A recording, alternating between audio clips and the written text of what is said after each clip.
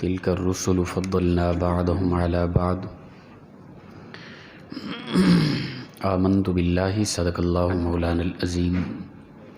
معزز و مکرم سامعین، کروڑا بار شکر ہے اس پروردگار عالم کا کہ جس نے آج کی صبح ہمیں پھر سے زندگی عطا فرمائی اور ہمیں یہ سعادت اور توفیق دی کہ ہم اپنے پروردگار کے آ کر سجدہ ریز ہوئے۔ آج سے انشاءاللہ تعالی ہمارا دوبارہ یہ ریگولر درس قرآن جاری رہے گا زندگی تو انشاءاللہ۔ اللہ تعالی ارشاد فرماتا ہے تلک الرسل فضلنا بعضهم علی بعض، یہ رسول ہیں ہم نے فضیلت دی بعض کو بعض پر۔ اللہ کے جتنا بھی انبیاء گزرے بعض کو بعض پر اللہ نے فضیلت عطا کی۔ نفس نبوت میں سب برابر ہیں، نفس رسالت میں سب برابر ہیں، نبی ہونے کے اعتبار سے، رسول ہونے کے اعتبار سے ایک دوسرے پر فضیلت نہیں ہے۔ نفس نبوت اور رسالت میں تمام نبی اور رسول بالکل برابر ہیں، لیکن کمالات معجزات میں اللہ تعالی نے بعض کو بعض پر فضیلت دی ہے۔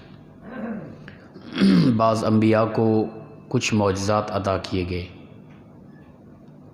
بعض کے ساتھ کلام کیا گیا، آگے یہ واضح طور پہ آ رہی ہے بات، لیکن رسول اللہ صلی اللہ علیہ وسلم کی ذات مبارکہ ایسی ذات ہیں جن کو اللہ نے سراپے معجزہ بنا کے بھیجا۔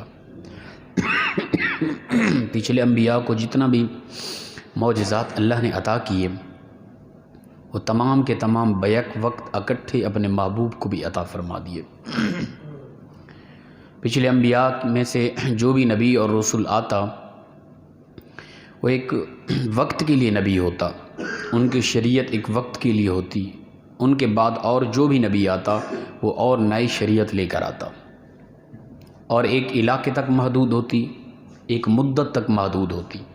لیکن اللہ نے اپنے محبوب صلی اللہ تعالیٰ علیہ وآلہ وسلم کو جو نبوت عطا کی، ختم نبوت کا تاج پہنایا۔ آپ کے بعد کوئی آنے والا اور نبی اور رسول نہیں ہے، آپ صلی اللہ علیہ وسلم کی نبوت تا حشر تک جاری رہے گی اور کچھ علاقے تک محدود نہیں۔ اللہ کے نبی صلی اللہ علیہ وسلم فرمایا وما ارسلناک الا رحمۃ للعالمین، اے محبوب تمام جہانوں کے لیے ہم نے آپ کو رحمت بنا کر بھیجا ہے۔ تو جہاں جہاں تک رسول اللہ صلی اللہ علیہ وسلم کی رحمت ہے وہاں وہاں تک آپ کی نبوت ہے۔ تو تمام کائنات، 7 طبق زمین و آسمان، جہاں کہیں بھی اللہ کی جو مخلوق بستی ہے اللہ کے رسول صلی اللہ علیہ وسلم وہاں تک رحمت بھی ہیں، آپ کی نبوت بھی وہاں وہاں تک موجود ہے۔ تو رسول اکرم صلی اللہ تعالیٰ علیہ وآلہ وسلم کی ذات مبارکہ کو اللہ نے تمام انبیاء کے سارے معجزے بیک وقت عطا فرمائے، اور فرمایا کہ منہم من کلم اللہ ورفع بعضهم درجات، ان نبیوں اور رسولوں میں سے بعض کے ساتھ اللہ نے کلام کیا، بعض کے درجات کو بلند فرمایا۔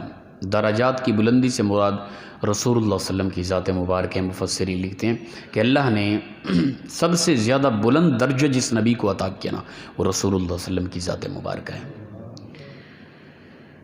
وَآتَيْنَا عِيسَى ابْنَ مَرْيَمَ الْبَيِّنَاتِ وَأَيَّدْنَاهُ بِرُوحِ الْقُدُسِ، آگے خاص طور پہ حضرت عیسیٰ ابن مریم علیہ السلام کا تذکرہ فرمایا، اور فرمایا کہ ہم نے عطا کی عیسیٰ ابن مریم کو کھلم کھلا نشانیاں واضح طور پہ، اور ہم نے ان کی روح القدس جبرائیل کے ذریعے خاص طور پہ ان کی مدد فرمائی۔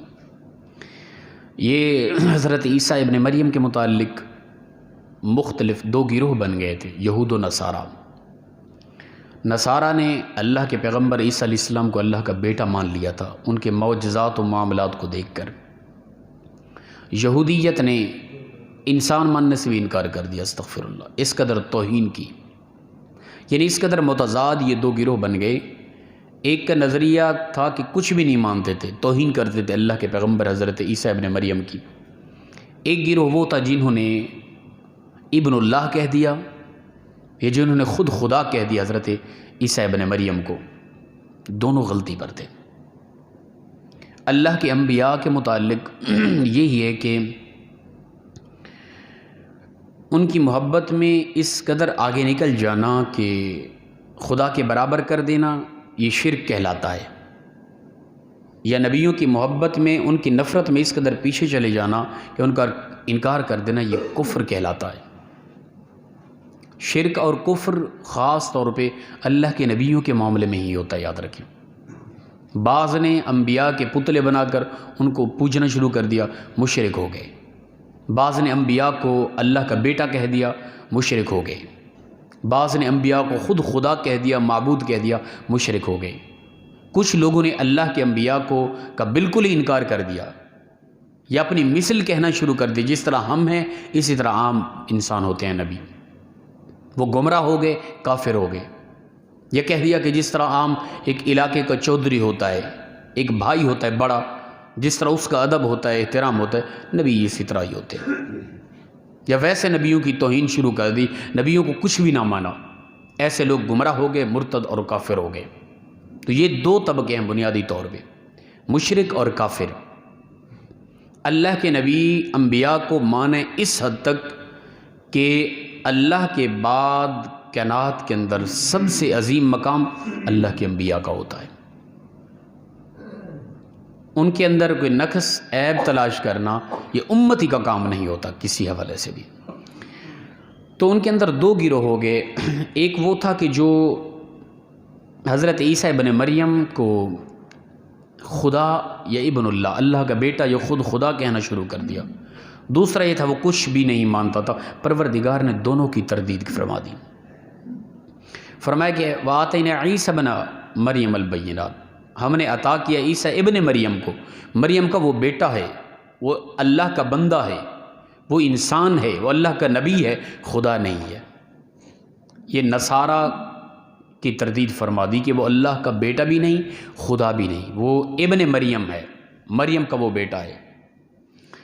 اور وَأَيَّدْنَاهُ بِرُوحِ الْقُدُسِ سے دوسرے گروہ یہودیت جو بالکل ہی انکار کرتے تھے، ان کی تردید فرما دی، فرمایا کہ اللہ نے ان کی روح القدس کے ذریعے مدد فرمائی ہے، وہ اللہ کا خاص پیغمبر ہے، وہ اللہ کا خاص رسول ہے۔ اللہ نے جبرائیل کے ذریعے ان کی مدد فرمائی ہے، ان کو خاص طور پہ اللہ نے معجزات عطا کیے، اللہ کو انہیں خاص قرب نصیب ہوا ہے، وہ اللہ کا خاص پیغمبر ہے۔ تو اس حوالے سے دونوں کی اللہ تعالیٰ نے تردید فرما دی۔ وَلَوْ شَاءَ اللَّهُ مَا اقْتَتَلَ الَّذِينَ مِن بَعْدِهِم مِن بَعْدِ مَا جَاءَتْهُمُ الْبَيِّنَاتُ، اور اگر اللہ چاہتا تو وہ نہ لڑتے، نہ قتل کرتے، آپس میں ایک دوسرے کے ساتھ نہ لڑتے، بعد اس کے کہ یعنی ان انبیاء کے جانے کے بعد ان کے پاس دلیلیں بھی آ گئی، پھر بھی فرمایا وَلَٰكِنِ اخْتَلَفُوا، لیکن انہوں نے اس میں اختلاف کیا۔ انبیاء بھی آئے، اللہ نے دلائل بھی بھیجے، کتابیں بھی عطا کی، اس کے باوجود بھی وہ ایک دوسرے کے ساتھ لڑتے رہے، اختلاف کرتے رہے۔ اللہ چاہتا تو وہ اختلاف نہ کرتے۔ اس سے مراد یہ نہیں کہ انسان مجبور محض ہے، وہ کچھ کر ہی نہیں سکتا، اللہ جو چاہتا ہے وہی، یقیناً یہی ہے، لیکن اللہ نے انسان کو جسمانی اعضاء کے حوالے سے، عقل شعور کے حوالے سے اختیار عطا کیا ہے۔ آگے فرمایا کہ وَلَٰكِنِ اخْتَلَفُوا، لیکن انہوں نے اختلاف کیا، فَمِنْهُم مَّنْ آمَنَ وَمِنْهُم مَّنْ كَفَرَ، پس ان میں سے کوئی ایسے تو جو ایمان لائے، کوئی ایسے تو ان میں سے جنہوں نے کفر کیا۔ ایمان اور کفر کے حوالے سے اللہ تعالیٰ نے انسان کو اختیار دیا ہے، راستہ بھی دکھایا، عقل شعور عطا کیا، آنکھیں عطا کی، انسان دیکھ بھی رہا ہے، سوچ بھی رہا ہے، سمجھ بھی رہا ہے۔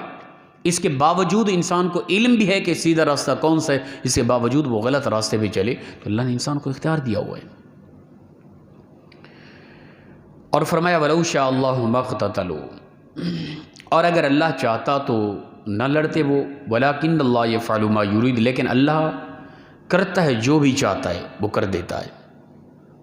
انسان کو اللہ نے اس حوالے سے اختیار دے دیا ہے کہ انسان دیکھے میں کن راہوں پہ چل رہا ہوں، وہ پھر ایمان لائے یا کفر کرے، انسان کے اختیار میں ہے۔ پھر پروردگار قیامت کے دن اس سے یہ اختیارات چھین لے گا سارے، کہ وہ جو چاہے کرتا پھرے۔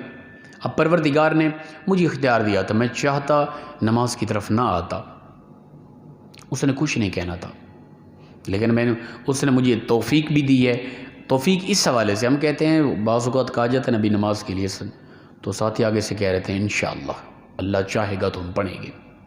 پروردگار چاہتا ہے، اس کی چاہت کیا ہے، کس طرح وہ چاہتا ہے؟ اس نے بھی پاؤں بھی عطا کیے ہیں تجھے، عقل شعور عطا کیا ہے، آنکھیں عطا کی ہیں، تم اٹھ بھی سکتے ہو، چل بھی سکتے ہو، وضو کر بھی سکتے ہو، مسجد میں آ بھی سکتے ہو، قیام رکوع سجود کر بھی سکتے ہو، دعائیں مانگ بھی سکتے ہو، پڑھ بھی سکتے ہو۔ اور کس طرح اللہ تعالیٰ کیا اٹھا کے پھینکتا مسجد کے اندر؟ ہم کہتے ہیں جی اللہ چاہے گا جب انشاءاللہ شروع کر دیں گے. انشاءاللہ کہنا وہ بجا ہے، لیکن لغوی اعتبار سے ہم کہیں کہ بس اللہ چاہے گا جب تب ہی ہم شروع کریں گے. اللہ تعالیٰ تو 700 مرتبہ قرآن پاک کے اندر نماز کا تذکرہ فرما رہا ہے، بغیر چاہتے وہ یہ کر رہا ہے. وہ چاہتا ہے لیکن اس نے تمہیں اختیار دے دیا ہے. تم چاہو نیکی کرو، چاہو تم بدی کرو، نیکی نہ کرو. وہ تم سے عنقریب حساب لینے والا ہے. الیس اللہ بأحکم الحاکمین. عنقریب وہ تمام حاکموں کا حاکم ہوگا. عنقریب جو تم اپنے اعضائے جسمانی کو حکم دے رہے ہو نا، یہ بھی طاقتیں وہ تم سے چھین لے گا قیامت کے دن. تمہارے اعضائے جسمانی بھی تمہاری نہیں مانیں گے. الیوم نختم علی افواہہم وتکلمنا ایدیہم وتشہد ارجلہم بما کانوا یکسبون. پھر پروردگار تمہارے یعنی منہ پہ تالے لگا دے گا، بند کر دے گا. تمہارا کوئی بھی عضو تمہارے کہتے ہوئے نہیں مانے گا. پھر پروردگار کہ ہاں تم نے جو کسب کیا تھا، تمہارے پاؤں، تمہارے ہاتھ، تمہاری زبان، تمہارے آنکھ، تمہارے کان، یہ گواہی دیں گے کہ پروردگار یہ بندہ یہ کرتا رہا. اس وقت میرے پاس اور آپ کے پاس اختیار ہے. اللہ نے عقل شعور دیا. میں جو چاہوں کروں، جو چاہوں کھاؤں، جو چاہوں پیوں، جس راستے پہ چاہوں چلوں، جو چاہوں سوچوں، اس نے مجھے اختیار دے رکھا ہے. لیکن یہ اختیارات قیامت کے دن چھین لیے جائیں گے. الیس اللہ بأحکم الحاکمین. تمام حاکموں کا وہ اب بھی حاکم ہے، لیکن اس نے ہمارے جسم کو حکم دے رکھا ہے کہ اے جسم جو یہ انسان چاہے گا تو وہ کرتا رہے گا. لیکن قیامت کے دن جو انسان چاہے گا انسان کا جسم وہی کرے، ایسا نہیں ہوگا. اب بھی وہ تمام حاکموں کا حاکم ہے. اسی نے حکم دے رکھا ہے. اس نے میرے جسم کو، میرے تخیلات کو، میری سوچ فکر کو، میری سماعت و بصارت کو میرے ماتحت کر رکھا ہے. میں جو چاہوں یہ اسی طرح ہی کریں گے. میرا جسم کا کوئی عضو میں ہاتھ کے اشارے اپنے ارادے سے کر رہا ہوں، میں اشارے نہ کروں، رکھ دوں، ویسے بولتا رہوں، کیا مجال کہ یہ ہاتھ اپنی مرضی سے اٹھیں اور حرکت کریں؟ کیا مجال کہ میں جو سوچ رہا ہوں میں اپنی زبان سے وہ الفاظ نکال رہا ہوں، میں وہ نہ سوچوں نہ نکالوں، زبان کی مجال کہ اپنی منمانی سے یہ بولنا شروع کر دے؟ ایسا قطعاً نہیں ہو سکتا. کیا مجال میرے پاؤں کی کہ میں کہیں نہ جانا چاہوں اور یہ چل پڑیں؟ ایسا ناممکن ہے. میں ارادہ کروں گا، میں چاہوں گا، ان کو آرڈر دوں گا، یہ چل پڑیں گے. یہ اللہ کے اذن کے پابند ہیں. پروردگار نے میرے جسم کے ہر عضو کو میرا پابند کر رکھا ہے، لیکن یہ قیامت کی دی یہ طاقت وہ چھین لے گا. تو اللہ نے اختیار دیا انسان کو، پھر عقل سوچ بھی دی، پھر فرمایا کہ انسان تجھے راستہ بھی دکھا دیا کہ کن راستوں پر تو نے چلنا، تیری منزل کہاں ہے دراصل.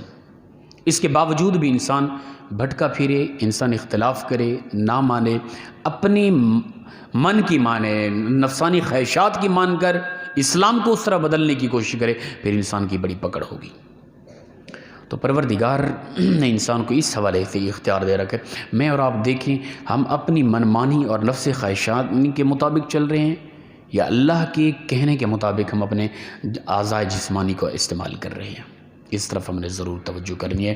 پروردگار مخلصاً انداز میں ہم سب کو عمل کی توفیق عطا فرمائے. وآخر دعوانا الحمدللہ رب العالمین. اللہ